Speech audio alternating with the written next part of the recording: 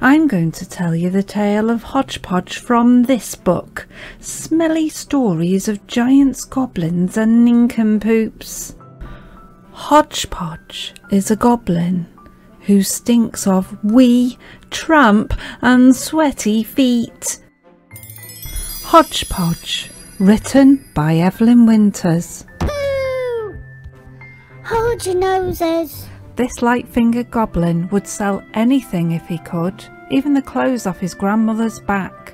Despite this, he has a very important job to do, to guard the Anglo-Saxon coins passed down by his thieving ancestors, which hold a magical healing power. After John Pemberton takes over Goblin Tower as his base for his new rope business, the stinking gnome of a man uses practical jokes and this superpower for his own ill-gotten gains.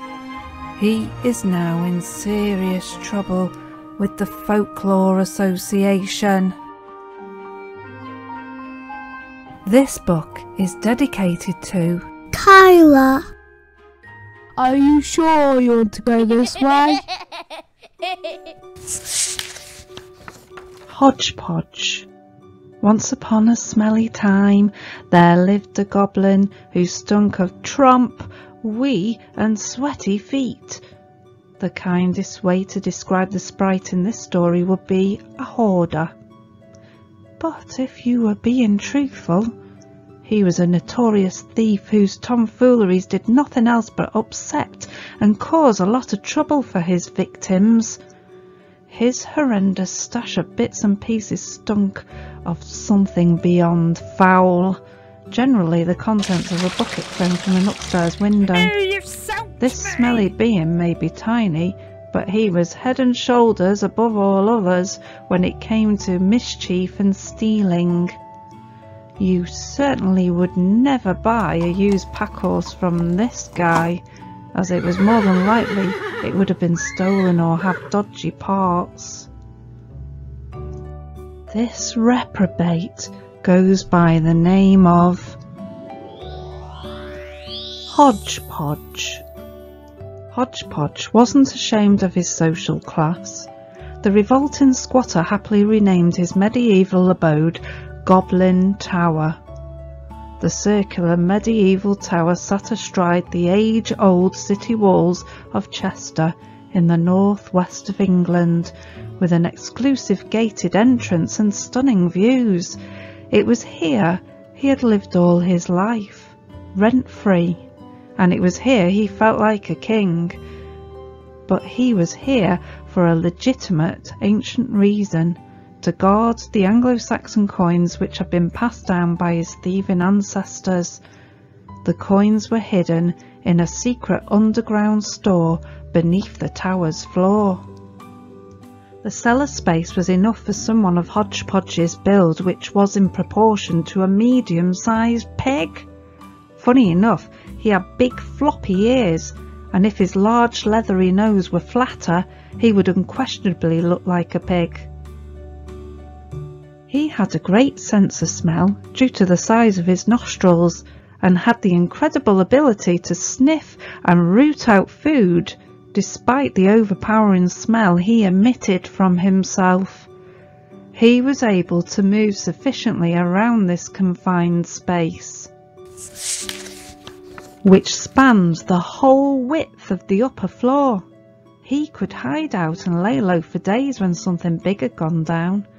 He kept supplies of food and drink here and had a special place to wee and poo, which he never emptied. It was self-emptying, if you like. It either seeped out through the gaps at the bottom of the compartment or dried up and decomposed itself over time and left a disgusting odour. The 122 coins held a healing power which would not work if they fell into non-goblin hands. The Folklore Association had regrettably found out about them back in 1694, and 6 years later, the bylaw they had enforced to control their usage and safeguard their secret remained. It stipulated that Goblin Tower should always have a resident warden from the goblin race. In return for the rent-free accommodation, the aforementioned goblin would heal any citizen in need of it by pressing one of the coins against his or her flesh, which would heal the most debilitating illness. In human hands, it would be worth nothing more than chocolate money. So the jammy rascal did not actually have to pay for anything, as what he did not have given to him by the law, he just helped himself to anyway. But even though the coins were rightfully his, the hobgoblin could never be allowed to spend them, to his disappointment. This light-fingered goblin would sell anything if he could, even the clothes off his grandmother's back, so it was a good job. At least there were some perks to the job. He would never become sick, not even a cough. But he takes these powers for granted and does not appreciate what he has, which is something that money cannot buy. Each day, the little man would set out, scurrying along the city walls, deceiving and robbing and stinking all the places out. The days would be overshadowed by this deceit and the mischievous pranks. He would return with his loot, proud of every hoard, hated by many. If it was shiny, he had to have it, and if it wasn't nailed down, he took it. It all added to his assortment of odds and sods, so much so it was getting to the point he could hardly move around the tower for the lack of space these days. He had a saying, What you see is what you get. Then one cold day, Hodgepodge returned from a gruelling day of pilfering, with his hood clenched tightly around his uncombed tufts, hot-footing his way along the city's Roman walls. He had wet his pants several times since he didn't have any time to find a place to go. He did not care. He was too busy for mundane things like personal hygiene. This was about the 5th day this week he had done this, and he didn't even bother to change his clothes. Who would complain since he lived in the tower alone? Anyway, this day he had upset one local too many, and it wasn't just because of the foul smell. He had to make a quick getaway, only to find his tower had been invaded. How was he going to explain this to the FA? He immediately hid and observed. It was barbaric. Men rooted through his collection of rubbish, throwing it into a pile to burn or recycle. Moving things from their usual place was not a good thing. Hodgepodge could not breathe, and he felt a panic attack looming. Luckily, the shiny things he classed as valuable were hidden with the coins under the floor. Didn't they know the tower was protected by goblin law? They had no rights. They scrubbed and fumigated his living quarters. More men rallied around beneath the walls in an opening at ground level under the tower. It was packed with yarn and huge containers full of gooey tar. It smelt very nearly as bad as Hodgepodge's quarters. Some of the men felt sick and had to peg their noses or wrap scarves around their faces to cover their mouths and noses. They were overcome with tar and smells of Hodgepodge. I feel sick. Once the large iron gates were locked, they left. The pot-bellied goblin took the opportunity and sped into the tower. With a struggle, he squeezed into the space under the floor where his tiny loot remained. From now on, he would have to live in these small boundaries amongst the pots and pans and drinking vessels he had classed as precious, and see who the new occupants were. Then he would introduce himself. The next morning broke with a distinct sound of voices. Hodgepodge bravely pushed the large sandstone boulder he had cunningly wedged over the hole where he hid. He popped his head out. It was safe. He crept out of the tower and peeped below. A group of men were running back and to, unravelling twines and threads of yarn and fixing them to a large wheel device some distance away, across the grove below. "John Pemberton," a voice called. Hodgepodge ducked. "How's the rope walk coming along?" Two men approached and greeted each other. John Pemberton was a respectable member of the community, the mayor of Chester no less, and now a proprietor of a rope-making business. "All set, sir. We shall have our first order complete by the end of the week." The little podgy onlooker had shillings in his eyes. "What you see is what you get," he whispered to himself before scuttling away. The next day, John Pemberton had entered the tower where he sat all day, watching over his workers below. He did not trust his workers to put all their energy into it, so he gestured to them from his tower to make sure they weren't idle, and booted anyone out who appeared work-shy. Hodgepodge had been out early on his rounds, not expecting to see him there. Pemberton had a comfortable chair brought in, and facilities had been arranged for his own personal refreshment to make this amount of sitting a tad easier on him, while his men and even children sweated below. The man grumbled a lot and shouted frequently at his workers to move faster. Speed up, man. He had deadlines to meet and more ships were coming in, and they expected rope. Hodgepodge decided now was a good time for introductions. Pemberton jumped at the sight of him and instantly stood up from the security of his armchair. The fright had left him a little shaken for a moment. "What are you doing in Pemberton's parlour?" the mayor asked sternly. He felt fairly chuffed with the new name of the tower he'd just conjured up over a cuppa, but didn't show it. Pemberton's parlour? Hodgepodge could not believe what he was hearing. How dare he? He composed himself and then said, "Hodgepodge, sir." He held out a reasonably clean hand, apart from a few poo stains and a bit of soil. "I beg your pardon?" The mayor flinched. He shied away from the goblin's hand. The smell had put him off. "You have no business being here." My name, it's Hodgepodge. I am honoured to meet you, sir. I have come to offer my services and can help you spin your yarn into rope. All I ask for in return is food and a few cups of that delicious tea of yours. He used his poshest voice in the hope he would appear professional. Pemberton desperately wanted to meet his deadlines, and an extra pair of hands would be appreciated, clean or not, and at hardly any cost, so he agreed.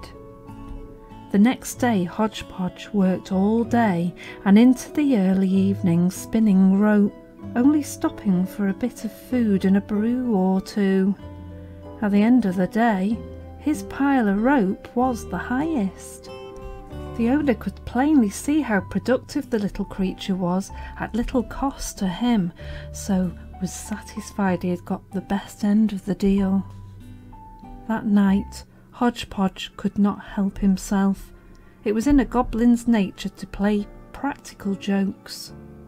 It wasn't his best prank, but he thought it would be amusing to replace the mare's sugar for salt, and laughed so much he nearly wet himself. He couldn't imagine anything funnier than what the look on the mare's face would be like when he tasted it. The next morning, Hodgepodge prized himself from under the floorboards and discreetly entered the mayor's office like he had just come from somewhere else. He had come to offer his services once again, and in the nick of time too. The mayor took a mouthful of the tea when he entered, much to Hodgepodge's delight, then spat it out, chucking the rest of the cup's contents out of the tower onto his workers below. The man was furious and took a while to sort himself out, while Hodgepodge struggled painfully to contain his laughter. This time, Hodgepodge did not want to drink the mare's tea or eat his food, especially now it had been tampered with. Instead, he asked for one of the mare's fancy and hopefully embroidered jackets as payment. The fact that the mare was 6'2" and the little urchin was 3 foot nothing did not bother him. The jacket would clearly drown the little sow of a goblin, but it would hide his wet pants when necessary. The mayor had hundreds of jackets, and for him it was money for all rope, so to speak. He agreed, urging him to get to work. And work he did. Hodgepodge worked all day and into the early evening, hardly stopping at all. He worked wonders with building stockpiles and supported the slow ones who could tolerate him being near them. Pemberton took notice, and despite the stench, he knew this foolish being was worth having around. To keep him happy, he took off the jacket he wore that day and gave it to him. Hodgepodge pranced around wearing it like he was a king as it trailed behind him like a cloak. His employer laughed at his stupidity. "What would you like tomorrow?" he asked. "A sock? I could maybe stretch to a pair," he mocked. Hodgepodge merely laughed along with him. That night, when everyone had gone home, Hodgepodge broke into the store and stole the rope he and the others had spent all day making, and tied together the horse cart wheels of all the carts used to transport the stock to the buyers. It took most of the night twisting reef knots, rolling hitches, looping figure-8 knots and coiling bowlines. There were so many. His rope talents were exceptional and never-ending, and gave him hours of laughter and entertainment. This has got to be one of the best pranks ever. He had excelled himself this time.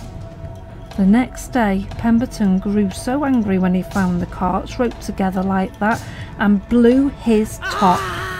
With fists clenched and his face glowing like a lantern, he yelled, "Undo it! Undo it all! Now!" Tools were thrown and buckets were kicked in a temper. The rope crew cowered in fear of being picked to sort this mess out. The goblins' shenanigans had done such a superb job of costing Mayor Pemberton's hours of workers' pay to get it unroped. The first deadline was approaching, meaning all his men had to work without pay all that night. The day and night brought Hodgepodge hours of happiness, as he spent most of the time battling to contain his laughter. The mayor was beginning to dislike the creature more than ever, and noticing that Hodgepodge seemed so knowledgeable in helping the men unravel some of the knots, he couldn't help but wonder if he had something to do with it. Soon, some of the overworked men, who were so sick with heat, exhaustion and dehydration, started to collapse. Not realising he was one of the underlying causes for making the men work harder, Hodgepodge felt pity for them and decided he should bring out one of the healing coins from under the tower's floor and make them better again. One by one, he discreetly closed the sick workers' hands around the coin for 1 minute. By a small miracle, they felt better again. Unbeknown to Hodgepodge, John Pemberton witnessed the goblin with his own eyes. Amazed by what seemed to be healing hands, he knew he had to keep the goblin on his payroll, whatever it took. Shoelaces, scarves, ties, he could have whatever he wanted. Funny enough, the following week, the mayor turned up to Pemberton's parlour 5 minutes later than usual, shivering, coughing and spluttering all over the place. The man was a complete mess. He demanded to see Hodgepodge. This time, he would allow the goblin's unclean hands to touch him, to make him better. He even removed the silken scarf he usually used to cover his mouth and nose when in his vicinity, mainly because he'd lost his sense of smell. "Hodgepodge," he sputtered and coughed. I've seen you do it. Make me better. He dropped dramatically to the floor, unable to pull himself up. The little man had to give this some serious thought and took some time over it, while the man choked in front of him. What was in it for him? Hodgepodge! The sick man croaked. The goblin eventually agreed. I will heal you, sir, but in return you must tell me where you think I live, or you will have to give the rope business to me. The sick man choked even more at the thought. This isn't time for games, he managed to wheeze. Get me better. Hodgepodge did not like his tone, but still, he couldn't see the man suffer like that. He carefully placed the Anglo-Saxon coin in the mare's hand without him seeing for 1 minute, and then he felt completely better. The mare did not see it happen, he did not feel it happen, and he did not know how it could have happened, but it did, and he didn't care how, as long as he was better. Thank you, thank you! It was a miracle. The mare sounded grateful for a change. He scrambled to his feet and sat on his chair, mopping his brow with his silken scarf, and then placed it over his face. He could smell Hodgepodge again. Oh, it's wonderful. He would never have imagined he would be as pleased as he was to smell him again. Let me know what you would like. My narrow-brimmed silk top hat? A flared frock coat? Pemberton had upgraded his payments to him in line with what he thought his services were worth. You have to guess, Mr. Pemberton, or the rope walk will belong to me, said the little bandit, letting him know exactly what he wanted. Or, the man stuttered, you could have my favourite waistcoat with the high, upstanding collar. You would look stylish in that. Hodgepodge shook his head. Pemberton was so worried by the goblin's powers. He made one last attempt to persuade him. I can give you a permanent job? A job for life? Pleaded the mayor. You could live here in the store shed with your own handcrafted chamber pot and a clean jug of water every single night. The man had selfish reasons to keep the goblin there for the rest of his life.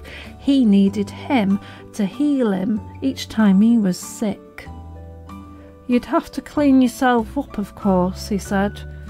We couldn't have the rope smelling of something you'd trodden in. Hodgepodge thought it sounded lavish, but luxuries like that did not appeal to him, because it just wasn't enough. He wanted more. I will give you a total of 5 guesses, and 5 guesses only, Mayor Pemberton, so use them wisely. And what if I don't? The man asked. Then a terrible curse will befall on your establishment, pronounced by the supernatural spiritual power of the Folklore Association, and will last. He paused dramatically. His eyes widened, a bead of sweat rolled down the side of his face, not because of fear, but because he was hot. Then he said, "Forever," in a silly, deep voice. This was not true, of course. Hodgepodge had made it all up.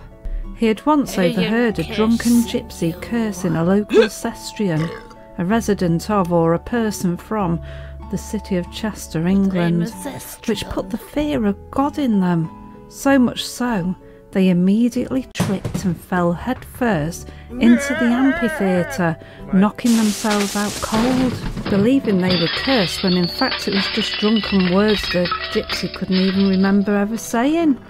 The local man met with a series of unfortunate events and lived a miserable life. Hodgepodge has seen him many times wandering around covered in bruises and supporting broken bones. The gypsy even tried to put things right by telling him it wasn't true, but the man still met with these disastrous occurrences. So in Hodgepodge's wisdom, he decided to play on the owner's fear of his magical powers and do the same. It worked, and Mr. Pemberton bowed his head in defeat, which was incredible from a man of his position. Surely he didn't believe in goblins and folklore associations.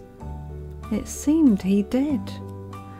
5 guesses, repeated Hodgepodge.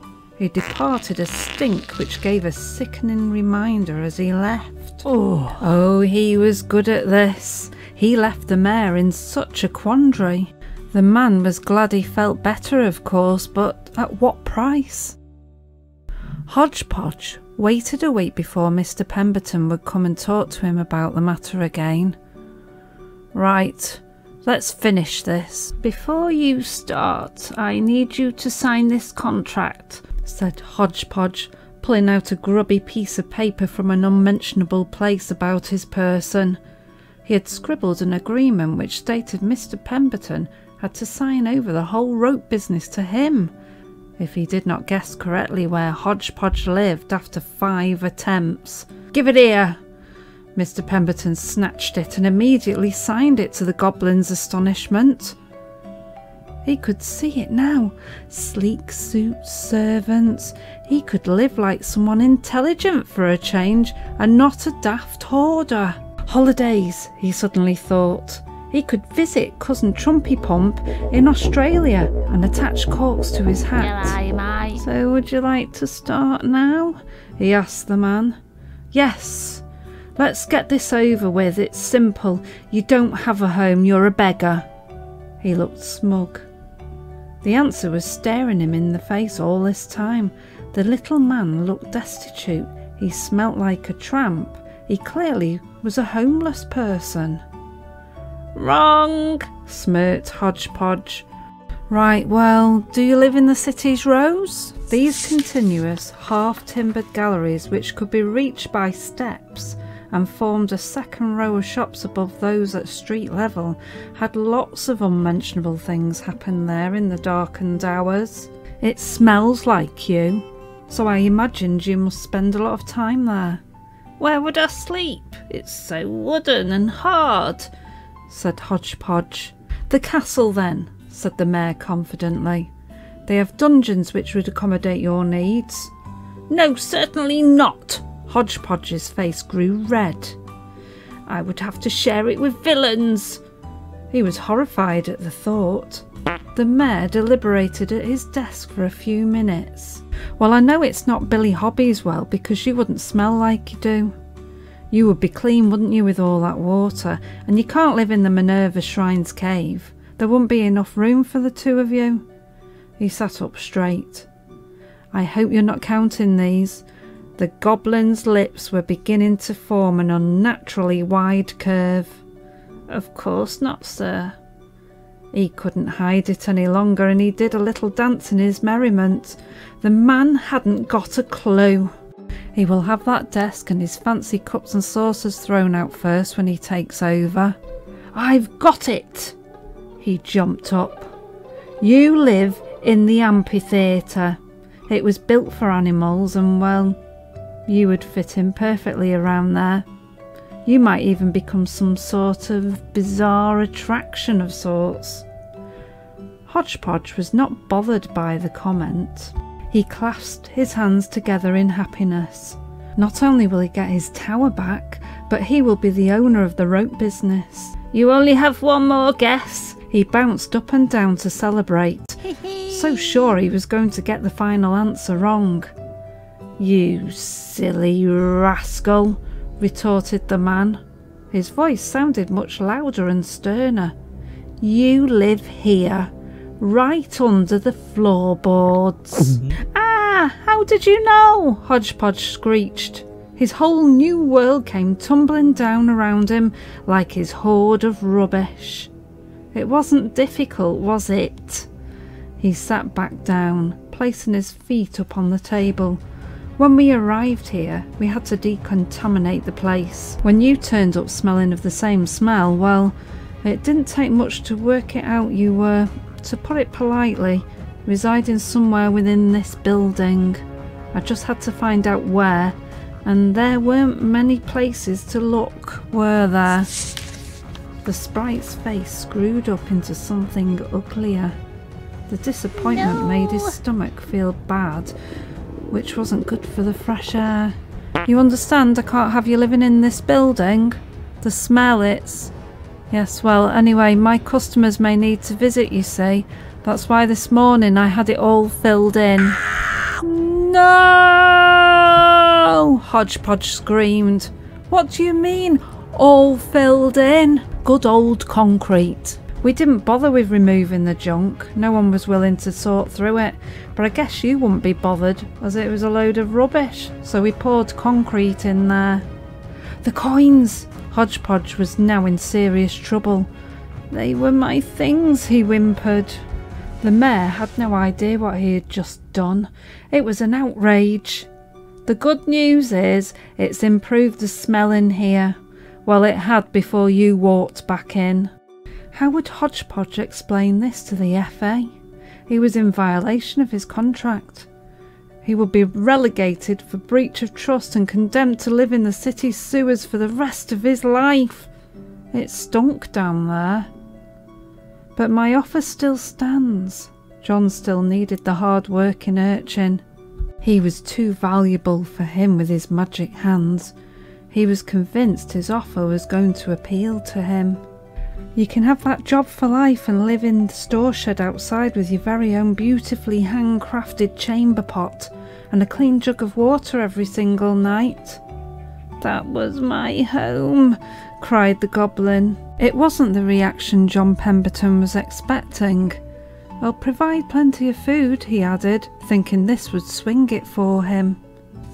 The little creature lowered his head.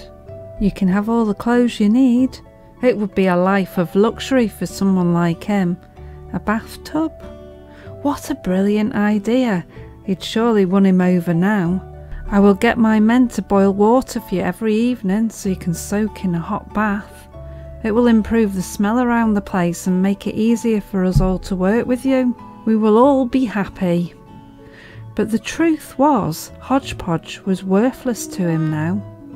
All Hodgepodge could think about were his coins encased in a huge rock under the floorboards, his beautiful Goblin Tower with stunning views, hijacked and taken away from him, and the FA.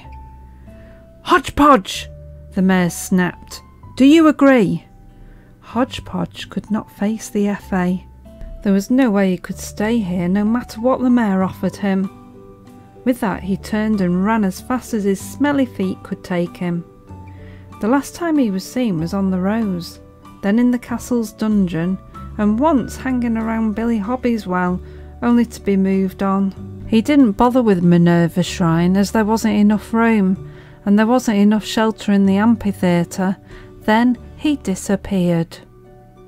People say the FA did eventually catch up with him and he was doomed to a disgusting life in the city's sewers collecting things. Then, in 1914, the priceless hoard of 122 Anglo-Saxon silver coins were finally found in Pemberton's parlour. Nobody knows who really put them there, and rumour has it that on a hot day you can sometimes smell and hear a goblin in the city's sewers below. The end.